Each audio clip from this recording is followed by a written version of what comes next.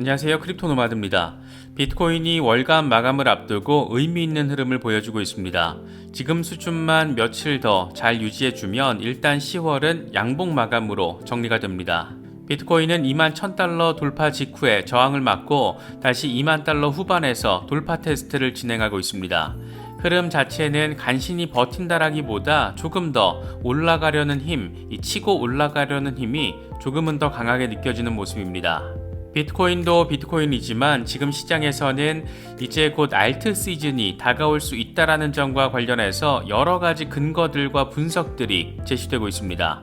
먼저 알트코인 대장 이더리움이 꽤 강한 힘을 보여주고 있는데 특히 지금 이더 BTC 차트의 흐름이 거대 랠리 직전의 과거 상황과 상당히 유사한 모습을 보여주고 있어서 그 기대감을 더 키우고 있습니다. 일각에서는 이번 도지코인 랠리가 알트 시즌의 신호탄일 수 있다, 이런 전망도 나오고 있습니다.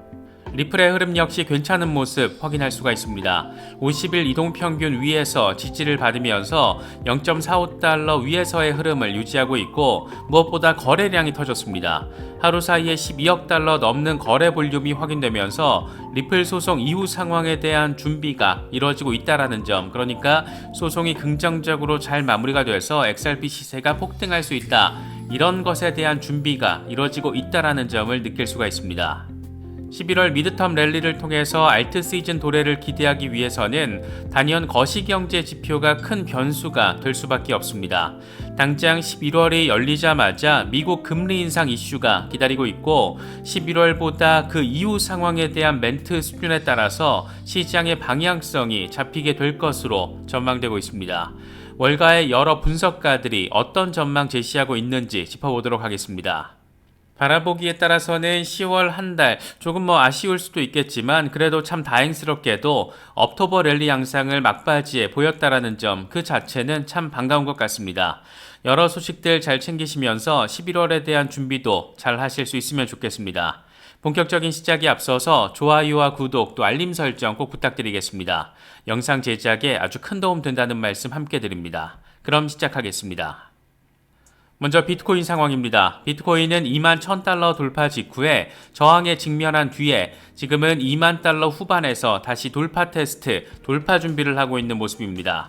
지금 상황만 며칠 더 잘 유지만 해줘도 10월에는 그린 캔들로 마감을 하게 되는 건데 이렇게만 돼도 11월에 대한 기대감을 더 키울 수 있는 그런 상황이 됩니다. 공포 탐욕 지수는 하루 전과 동일한 34를 기록하면서 여전히 공포 단계가 이어지고 있습니다. 비트코인 도미넌스는 소폭 하락해서 40%대 중반에서 오르내리고 있는 그런 상황입니다. 비트코인 상황과 관련해서 익명의 분석가 렉트캐피탈은 비트코인이 20,000달러 위에서 월봉 마감을 하게 되면 23,000달러까지 리테스트를 벌일 수 있다. 다만 23,000달러 랠리를 하게 된 뒤에 다시 20,000달러 부근까지 조정을 받을 가능성이 있다, 이렇게 전망을 했습니다.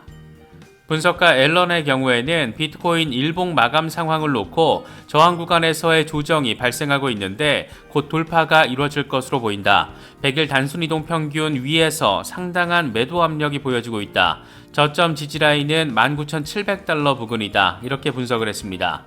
정리하자면 100일 단순 이동 평균인 2800달러 부근에서 저항이 작용하고 있긴 하지만 50일 단순 이동 평균인 19,600달러 부근에서 잘 지지를 받고 있는 만큼 추가적인 돌파가 곧 이루어질 수 있다, 이런 점을 지금 언급하고 있는 겁니다.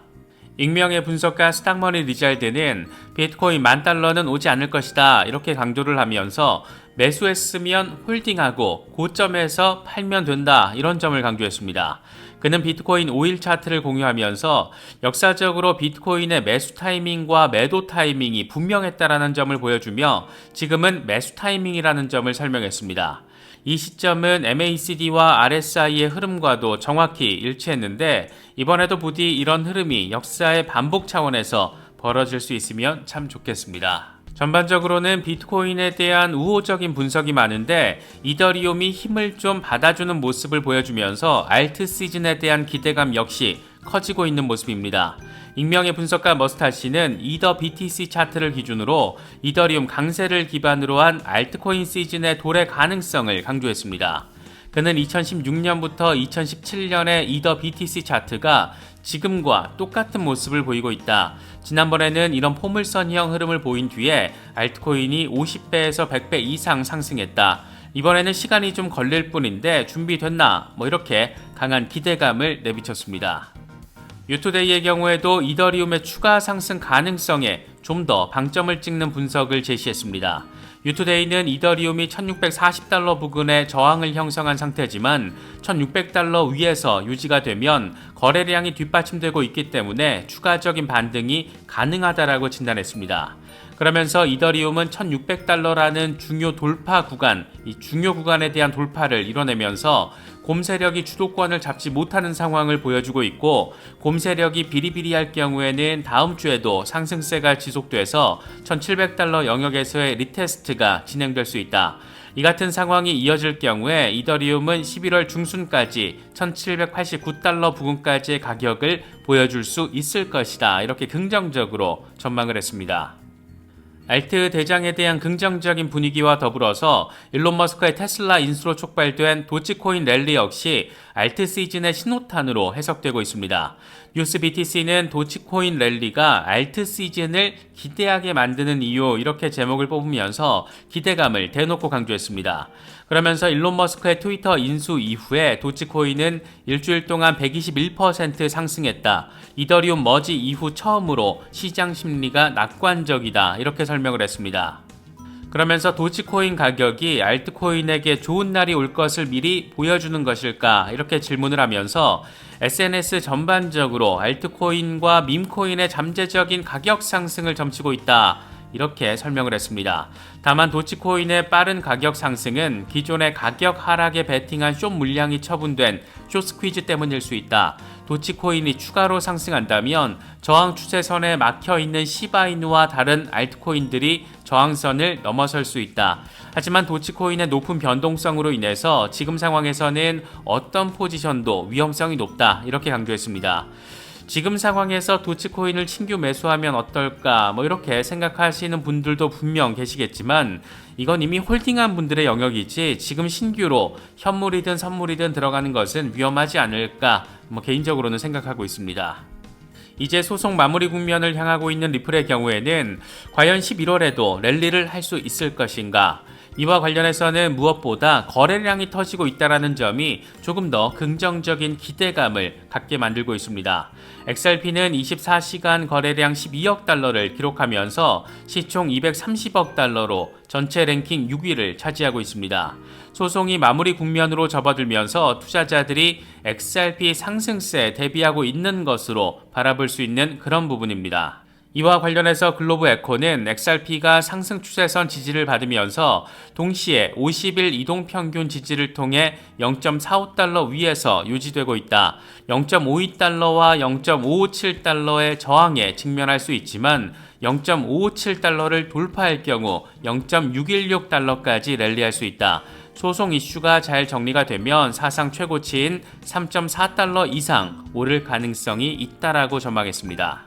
암호화폐 시장 전반적인 분위기를 랠리 동력으로 강화시킬지 아니면 다시금 하락 압력을 높일지 이건 11월 초입에 자리하고 있는 미국 연준의 금리 결정이 가장 큰 영향을 미치게 될 것으로 보입니다.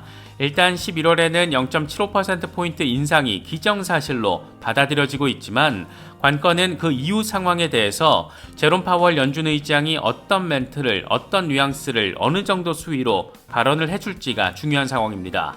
12월에는 현재 0.5%포인트 이 금리 인상폭 축소해서 긴축에 대한 속도 조절 나설 것이다. 이런 전망이 상당히 우세한 상황입니다.